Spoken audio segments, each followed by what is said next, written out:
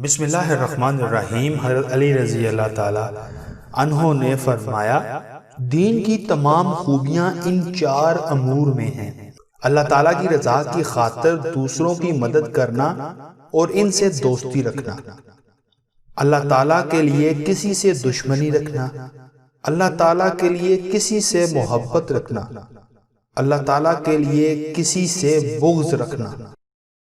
حضرت علی رضی اللہ تعالیٰ عنہ نے فرمایا، بے شک اللہ تعالیٰ نے اپنی حکمت سے دنیا میں بندوں کے لیے کچھ سزائیں اور عذاب مقرر کر رکھے ہیں، بس اگر تم کسی تکلیف اور عذاب میں پڑ جاؤ تو دعا کے ذریعے اس کی مدافعت کرو، کیونکہ آسمانی بلاؤں سے نجات دعا گریہ زاری کے سوا کوئی نہیں ہو سکتی۔